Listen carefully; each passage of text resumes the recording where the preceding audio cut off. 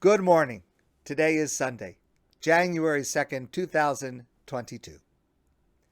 In yesterday's Torah portion of Ve'era, God tells Moshe, after Paro initially refuses to allow the Jewish people to go free, God says, now we're going to start the plagues. Vayomer Hashem el Moshe, God says to Moshe, Kaved leiv Paro, Paro's heart has been hardened. Me'ein l'shalach ha'am. He is refusing to allow the Jewish people to leave and to go free. And therefore, Moshe, we have to take the next step. Lech el Paro, go to Paro and tell him that you were sent by God, and tell him, Shalach es ami v'yavdini, that let my people go free so that they may serve me, serve God. And if not, then all of the water in Egypt will turn to blood. The first plague of Dam, of blood. Okay? God says to Moshe, Lech el Paro, go to Paro. But our Parsha, this week, the Parsha of Bo, begins, Vayomer Hashem el Moshe. So this is after the first 7 plagues. This is getting ready for number 8, and then 9, and then 10, and then the actual Exodus. Vayomer Hashem el Moshe, Bo el Paro. Hashem says to Moshe, come to Paro to inform him about the 8th plague, which is Arbeh, that it's coming. So why the difference in language between Lech el Paro, go to Paro, and Bo el Paro, come to Paro?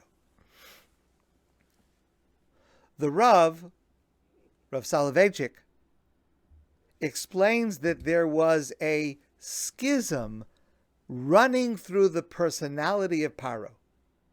Because on the one hand, he was certainly an evil despot, a tyrant, a torturer, but he was also something else.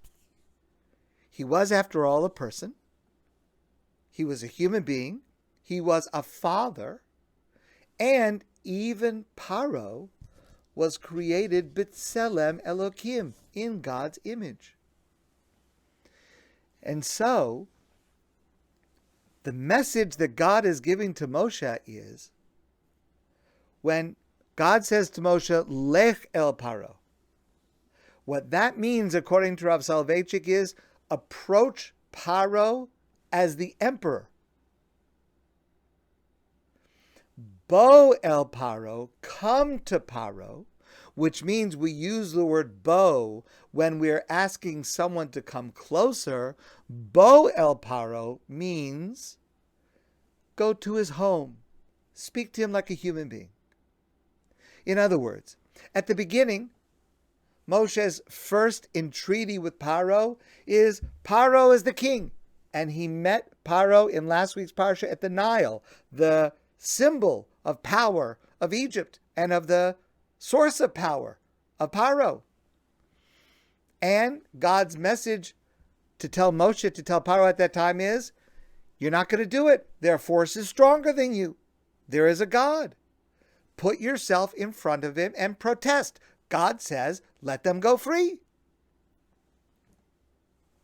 That's one way of approaching. To approach in a confrontational manner, in a challenging manner, even in a battle. In our Parsha, when we're getting towards the end, and the plagues are getting more serious, and we know what's coming, the terrible, terrible plague of Makas Bechoros, the firstborn, God says to Moshe, Bo, go talk to the person, Paro. Go talk to the father, Paro. Tell him how wrong it was to throw Jewish children into the water. Tell him about our patriarch Abraham and the morality that he brought to the world. Appeal to his sense of decency. because there is a spark of good, or at least the potential for a spark of good, even in the most wicked. And so according to the Rav, what we see from these two different terms are two different strategies relating to two different aspects of Paro's personality. There are times that require confrontation and challenge, and there are times that require a different approach, a human-to-human approach, an appeal to the other's decency. In public, when Paro was in his public role standing by the Nile as the symbol of the force of Egypt, he was challenged publicly, and the Nile turned to blood.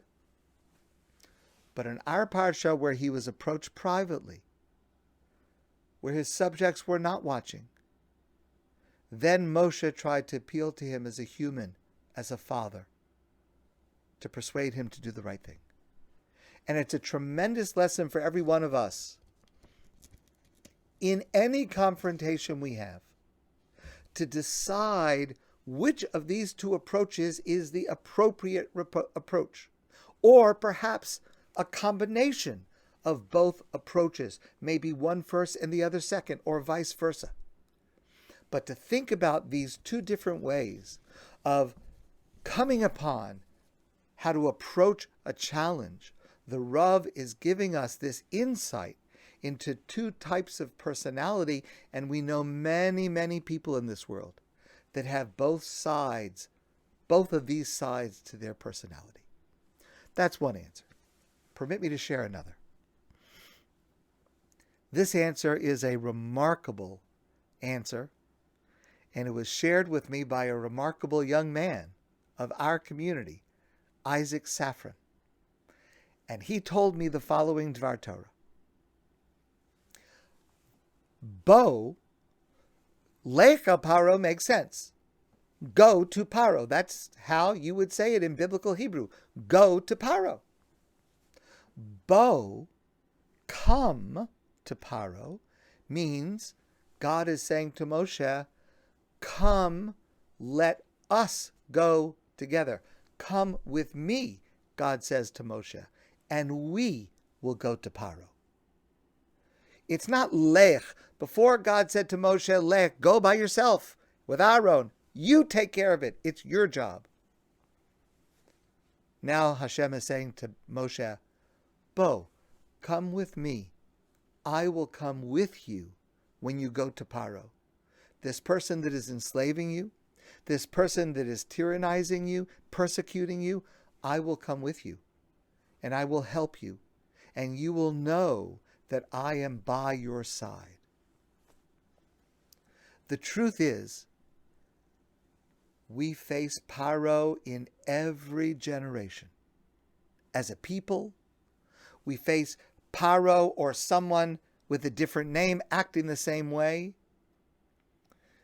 We face a tyrant or we face tyranny that is stubborn, that is powerful, that is painful to us. In every generation it happens to us.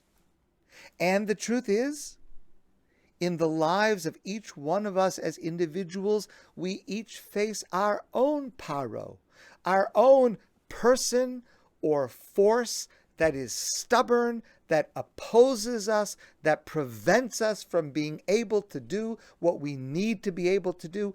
Every one of us faces our own Paro. And God in this parsha is speaking to every one of us. He's speaking to Moshe, but he's speaking to us also. God says to every one of us, Bo, come with me. I will accompany you. I will be with you when you confront your Paro.